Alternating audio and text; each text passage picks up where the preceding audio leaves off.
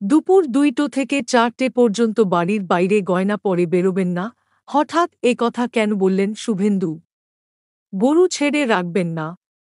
দুপুর ২টো থেকে ৪টে পর্যন্ত বাড়ির বাইরে গয়না পরে বেরোবেন না।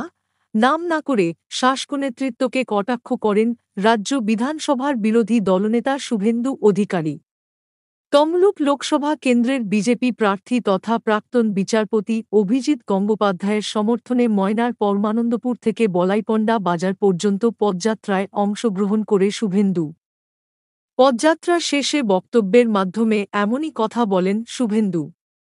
শুভেন্দু বলেন, গরু ছেড়ে রাখবেন না, বাহিরে জামা কাপড় শুকতে দেবেন না। সোনার গহনা পরে কেউ ২টা থেকে ৪টা পর্যন্ত রাস্তায় বেরাবেন না। তমলুকে ব্যাপক চুরির ঘটনা ঘটবে। তাই কেউ বাড়ি থেকে বেরোবেন না।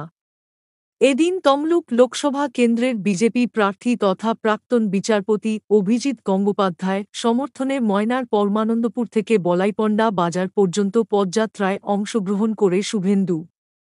পদযাত্রা শেষে বক্তব্যের মাধ্যমে এমনই কথা বলেন শুভেন্দু। এদিকে দুপুরে তমলুক লোকসভা কেন্দ্রের তৃণমূল কংগ্রেসের প্রার্থী দেবাংশু ভট্টাচার্যের সমর্থনে তমলুকের রাজ ময়দান থেকে হাপাতাল মোড় পর্যন্ত পদযাত্রা করবেন সর্বভারতীয় তৃণমূল কংগ্রেসের সাধারণ সম্পাদক অভিষেক বন্দ্যোপাধ্যায়।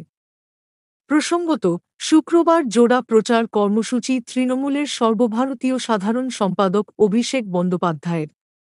তাঁর প্রথম কর্মসূচি হুগলি লোকসভা এলাকায়। সেখানে তৃণমূল প্রার্থী অভিনেত্রী রচনা বন্দ্যোপাধ্যায়ের হয়ে প্রচার করবেন তিনি। তারপর তিনি তমলুকে যাবেন। তমলুকের রাজনৈতিক পরিস্থিতি এমনিতেই তেতে।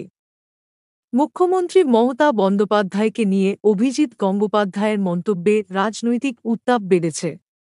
তার মধ্যেই তমলুকে অভিষেক। যদিও শুভেন্দুর এই মন্তব্যের প্রেক্ষিতে এখনও পর্যন্ত এই নিয়ে তৃণমূলের তরফে কোনো প্রতিক্রিয়া পাওয়া যায়নি।